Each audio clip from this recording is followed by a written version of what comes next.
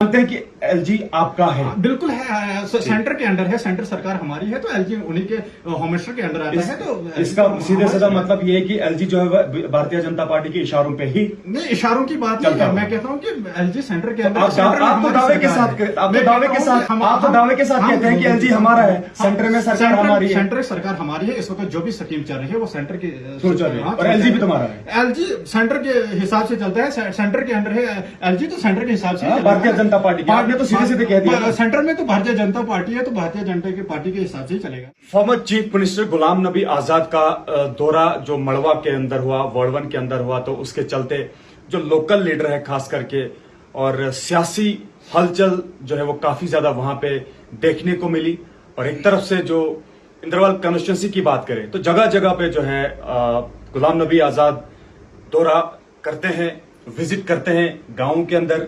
और अक्सर आपने देखा होगा कि जब से उन्होंने अपनी पार्टी जो बनाई है डीपीएपी, और उसके बाद जो है अक्सर वो जम्मू कश्मीर के अंदर देखे जाते हैं। तो उसी के चलते खुसूसी तौर पर अगर इस वक्त हम बात करें मड़वा वार्ड 1 की और खास करके इसके साथ इंद्रवाल कॉन्स्टिट्यूंसी की, तो इस पे यहाँ पे एक चर्चा तो बनता है।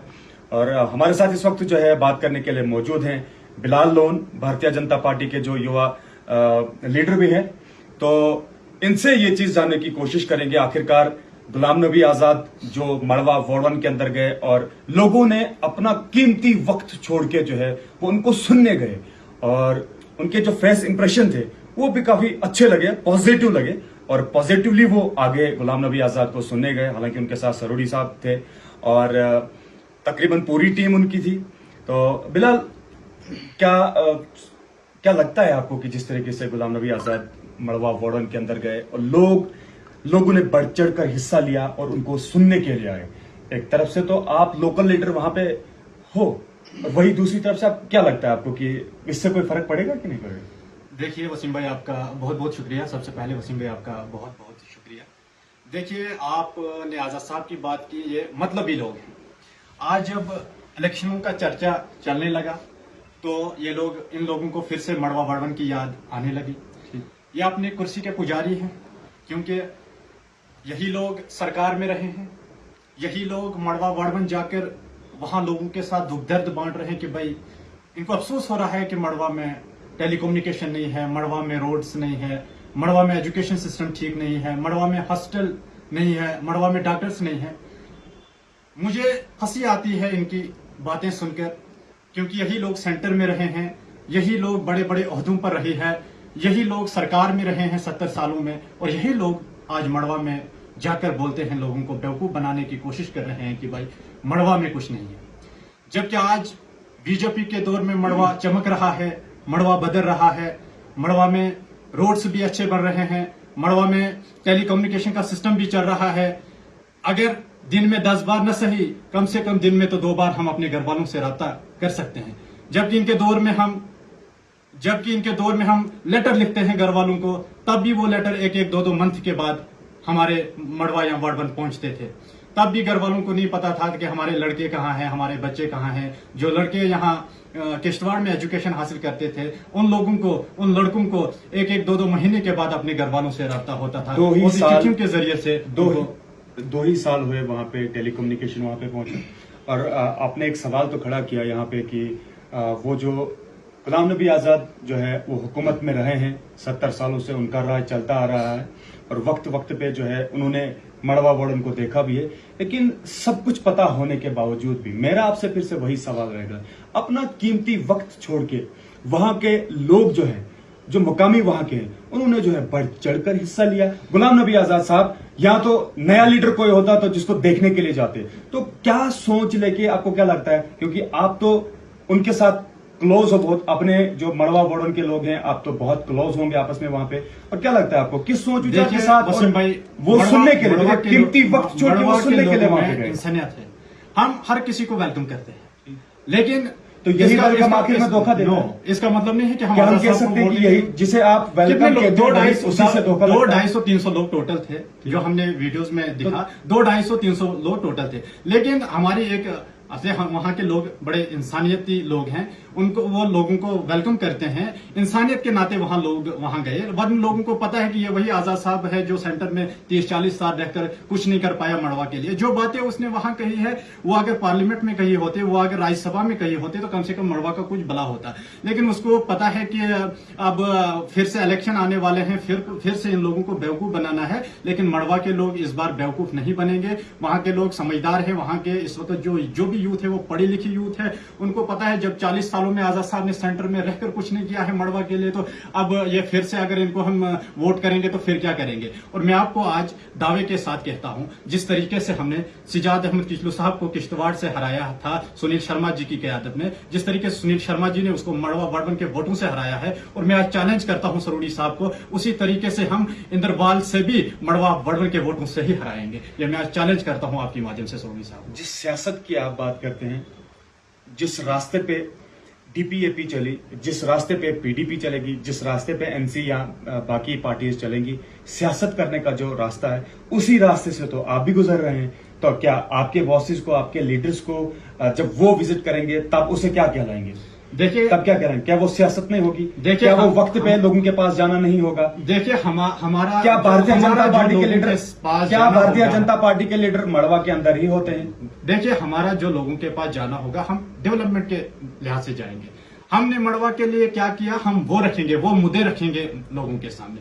न इनकी जिन मुद्दों की आप बात करते हैं वो तो हर कोई सियासी पार्टी करती है। हमने मड़वा में टेलीकम्युनिकेशन सिस्टम को ठीक किया, उसे तो क्रेडिट लेने वाले बहुत सारे क्रेडिट की बात नहीं है। सरकार तो हमारी है, सेंट्रल गवर्नमेंट हमारे है, एलजी हमारा है। जब कोई गलत होता है कहते हैं कि इस वक्त आप ये मानते हैं कि एलजी आपका है? बिल्कुल है, सेंटर के अंडर है, सेंटर सरकार हमारी है, तो एलजी उन्हीं के होम मिनिस्टर के अंडर आता है। तो इसका सीधे साधा मतलब ये है कि एलजी जो है भारतीय जनता पार्टी के इशारों पे ही, नहीं इशारों की बात नहीं है। मैं कहता हूँ कि एलजी सेंटर के अंदर, आप तो दावे के साथ कह सकते हैं, आप तो दावे के साथ कहते हैं कि एलजी हमारा है, सेंटर में सरकार हमारी है। सेंटर सरकार हमारी है। इस वक्त जो भी स्कीम चल रही है वो सेंटर की चल रही है, और एलजी भी तुम्हारा है। एलजी सेंटर के हिसाब से चलता है, सेंटर के अंडर है एलजी, तो सेंटर के हिसाब से भारतीय जनता पार्टी की आपने तो सीधे सीधे कह दिया। सेंटर में तो भारतीय जनता पार्टी है, तो भारतीय जनता पार्टी के हिसाब से ही चलेगा ना, गवर्नमेंट हमारी है।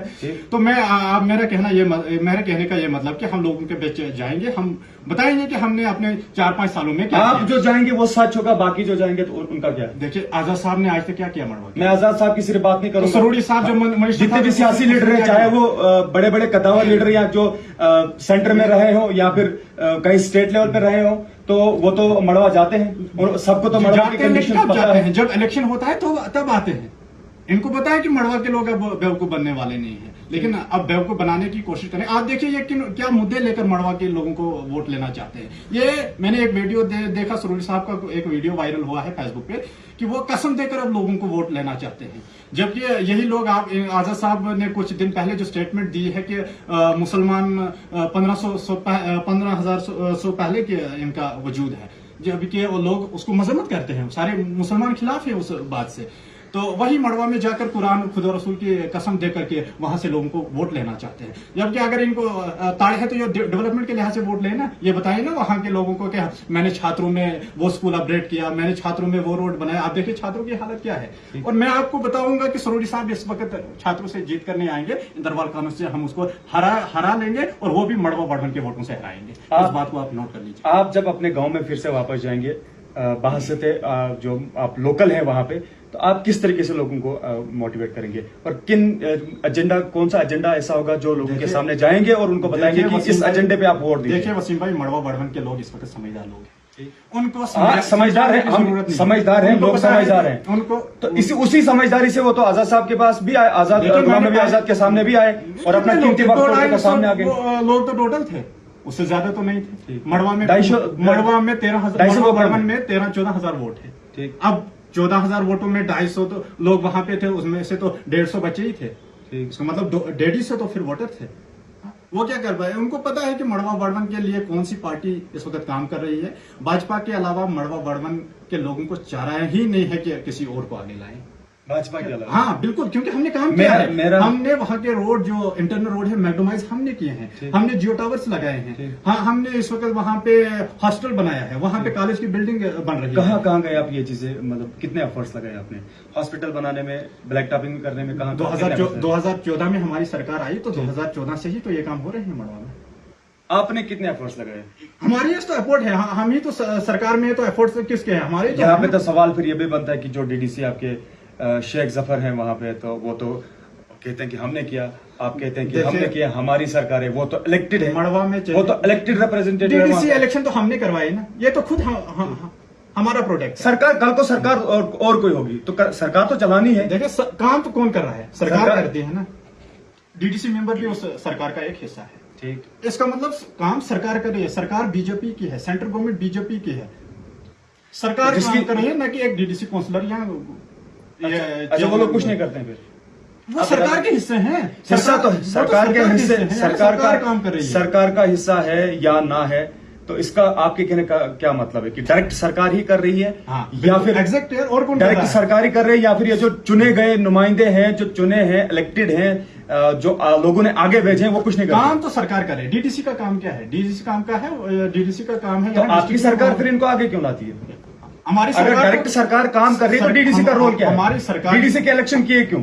इसीलिए तो किए ना कि लोगों तक ये हमारे जो स्कीमें हैं सेंटर से जो स्कीमें मतलब लोगों तक पहुंचे। मतलब आप करते एक तरफ से तो आप बोलते हैं कि इनका कोई रोल ही प्ले नहीं होता है पब्लिक के बीच में, इनका रोल नहीं होता है। मैंने कहा सरकार डायरेक्ट काम करती है, सरकार बीजेपी की आपकी सरकार हो भला, लेकिन जो इलेक्टेड है, जो लोगों ने चुने हैं, वो क्या करते हैं?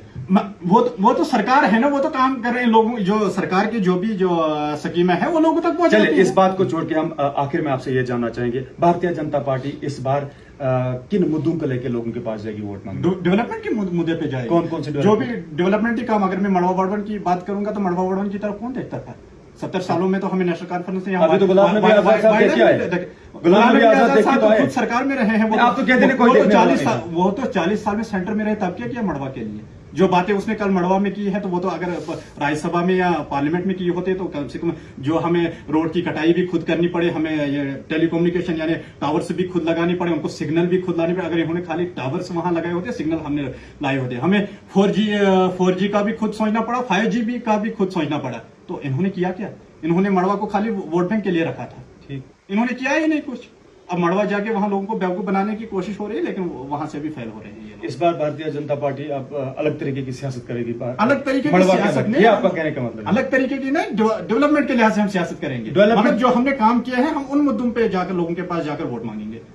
जो अपनी डेवलपमेंट का बिल्कुल एग्जैक्ट जो हमने सिर्फ मड़वा के अंदर या फिर ओवरऑल JNK में बीजेपी की सरकार बनाएगी। हम दावे के साथ कहते हैं कि 2024 में आप देखोगे बीजेपी का जीत। आजाद साहब वोट लेने के लिए गए, लोगों को वहां बेवकूफ बनाने के लिए गए, लेकिन वहां उसको पूछने वाला कोई नहीं था कि 30 साल 40 साल आपने सेंटर में दिए है, तब मड़वा के लिए क्या किया?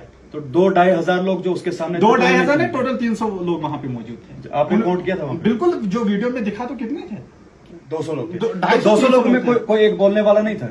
नहीं, क्यों नहीं बोलने वाले थे? अब मड़वा के लोग हमदर्दी दिखाने में उनको पता है वहाँ। तो क्या आपको नहीं लगता कि वही हमदर्दी आखिर में? नहीं, इस बार वोट में कोई कंप्रोमाइज नहीं होगा। वोट इस बार सीधे भाजपा को होगा और भाजपा इस बार इंदरवाल कॉन्स्टिट्यूंसी में जीत दर्ज करेगी।